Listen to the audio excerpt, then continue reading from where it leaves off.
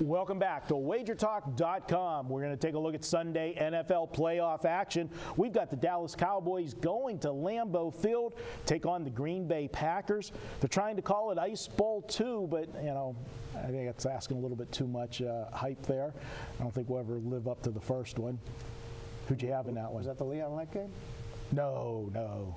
Ice Bowl 1? I don't know. That was back Bart Starr and them, the goal line stand and all that. My grandfather told me about him. Yeah, okay.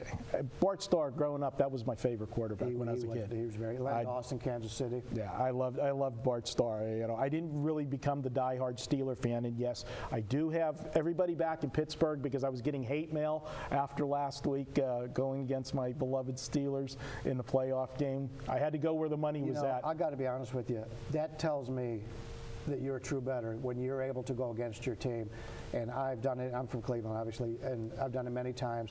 There's no loyalty. Money rules. Yeah, I said Steelers never bought me a meal. You know, I love them to death, but it just was the wrong spot last week for them, and I had to go. But I still bleed black and gold, guys. Let me back in. But getting back to this one here, did you happen to catch that one controversial play? I think there was an interference. Yeah, the interference call. The one? Well, the one that got replayed a gazillion times. The no call interference. I had the dog. I covered in the game, but I don't know how that got by. They didn't. Yeah, I had Detroit. Many things in that game. There was. I had Detroit too, and it was a blatant. I don't know what he was looking at. There's no way you don't call that there. But I got to say, if you're going to call that pass play on 3rd and 1, which it wasn't a high percentage pass play, right? To me, I'm thinking as I'm watching the game live, okay, they've already decided that this is 2-down territory. If we're going to take that big shot downfield, we're coming back and running the football for 4th and 1. Right. The fact that he punched the ball away, that just absolutely blew my mind. And that's the part that gets lost in this. Everybody's so focused on that. Caldwell has himself to blame. How do you not go for it there? I agree. And back when I was a kid and I'd play, they used to call that blind blocking. When the defensive back would run over the receiver right there with his head, didn't even turn around.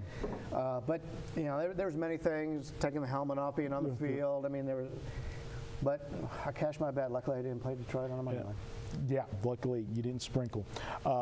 I was on Detroit too, but now everybody that watched that game, and I like to call the average bettor John Q. Public. You know, he's sitting in his easy chair watching the game, has his beer in his hand, and maybe has a couple bucks on the game. And anybody that watched that game and listened and saw everything that went on knows that the Lions should have beat the Cowboys. Let's be honest. So now they're going to think and say, okay, Detroit really should have beat Dallas.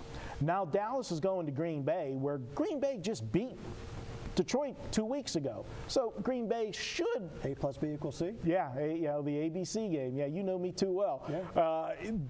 But I got to say that too many people do think like that, Brian, and it's why the neon lights out here on the Vegas Strip shine very brightly because too many people think that way when they do their betting and Vegas cashes in. You've got to look at it, and I'll quote one of our buddies, colleagues. I got to call him Gianni because if I say VR on a video or a radio show, I'll get in trouble. Did I say that? Really? I didn't think. I was thinking VR. I didn't think I said it. Say what you think? Oh, yeah. Okay. Well, I guess I'll get in trouble then. So you know where to find me. Anyways, he always says styles make fights, and last week, Detroit, the style, their defense could slow down Dallas's running game.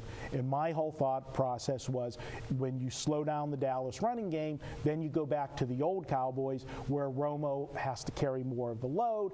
And we've seen that that's generally not been a good ending when that happens. Now this week, it's a different story.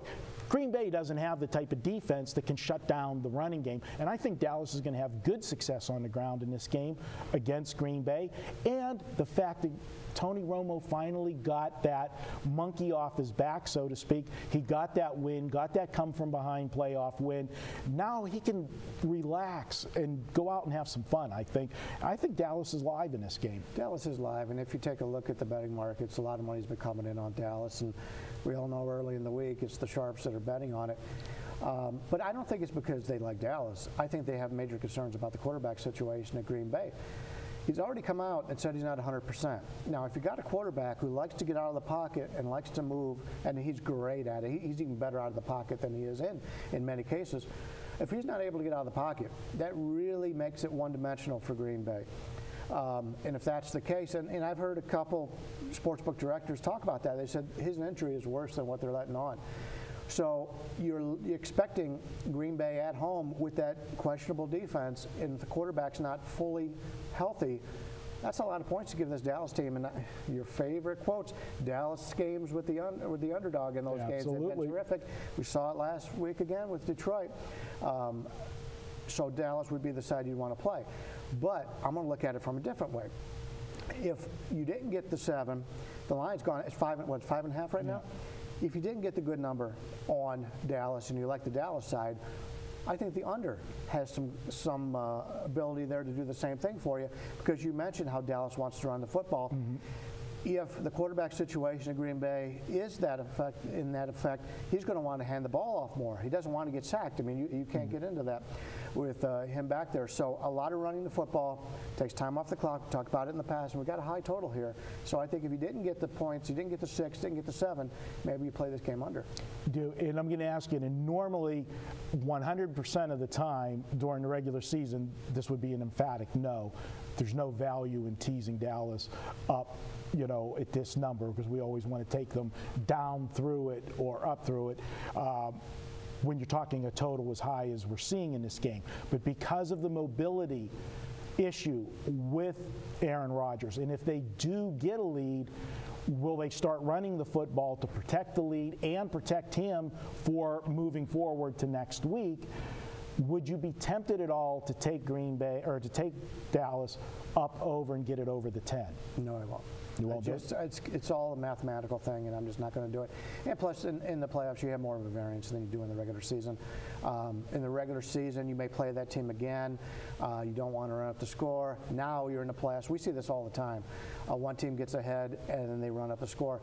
Now, normally, they do it by passing. And as you pointed out, they may not want to do that here. But, no, I'm not going to tease that.